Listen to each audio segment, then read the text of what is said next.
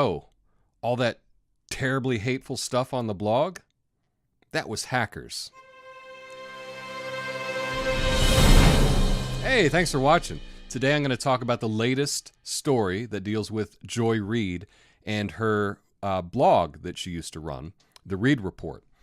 So a little background, Joy Reid of MSNBC had a blog back in the day, and last December, some of the posts from that blog had surfaced, and they were pretty homophobic. So at the time, she apologized for the old homophobic blog posts and said they were insensitive, tone-deaf, and dumb. She tried to issue just a general apology and move on, which is what you do if you're a big media star. You're making $650,000 a year, you work at MSNBC, you have your own show. You just want to apologize and move on. Well, just last week, many more posts from her old blog have surfaced, and they're pretty bad. Now, this video is not about how bad Joy Reid is, whether I like her as a host on MSNBC. I don't. But that's not the point. The point of this video is we're just going to talk about her excuse and what she said to Mediaite. This was published today. Joy Reid claims newly discovered homophobic posts from her blog were fabricated. Mediaite has obtained several homophobic posts from Joy Reid's old blog that she denies were actually written by her. Well, that's a good excuse. It wasn't written by her. Maybe it was written by her assistant or someone else. So last week, Jamie Maz on Twitter had used the Wayback Machine, which is an internet archiving service, and went through her old posts and took screenshots of several that were really homophobic. I mean, not several, I mean a lot of pretty bad stuff. And in her statement, in her excuse, which from here on out will be known as the Joy Reid Defense, she says that these alleged hacked posts do, quote, not represent the original entries on her site. So she's not saying that these aren't her posts. She's not saying that they weren't on her blog. What she's saying is they don't represent the original entry. So one of the things with internet archiving services is they don't save like all the graphics on a page. They'll just save the text. It might not be in the same font. The formatting might be a little different. They just save the texts from a lot of these sites. And they don't save much of the graphics. So technically, anything that's ever been archived on the internet does not represent the, quote, original entry. Exactly. And that's an interesting excuse. And she states, now that the site has been compromised, I can state unequivocally that it does not represent the original entries. So she's not saying that the material's not the same.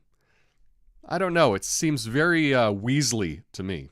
So according to the article, it is worth noting, however, that Reid does admit that these posts come from her blog, rather than alleging that they're doctored images posted to Twitter, with the caveat that they were added by nefarious hackers after she had the site shut down.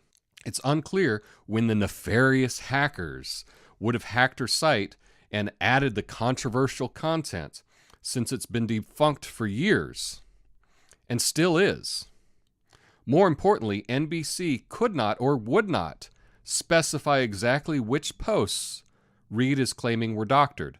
So the way I read this is Joy Reid is claiming, hey, this isn't exactly as it was on my blog, so therefore disregard the whole thing. It was hacked. It wasn't hacked. It was archived. That happens on the internet. All popular sites on the internet are archived. That's what happens. So I know that the Internet Archive, the Wayback Machine, has never been proven to be hacked. Also, it has been used in court as an accurate representation of a website at the time. But I know a way that Joy Reid can exonerate herself and prove to everyone that this is incorrect. She can release the blog. Hashtag release the blog. Joy Reid can let the world see her old blog, and we can all judge for ourselves about whether it was hacked or not. We know that any journalist, someone that writes for a living, they keep a copy of all the things that they've written. So I'm sure that before this blog was deleted, that Joy Reid has a copy of the blog. Since she has a copy of this blog, she should upload it for the world to see. But we all know that that's not going to happen. These blog posts are accurate and they're terrible.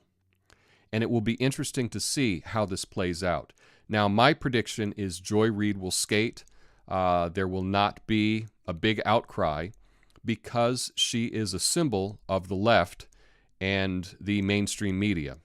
And the mainstream media protects its own.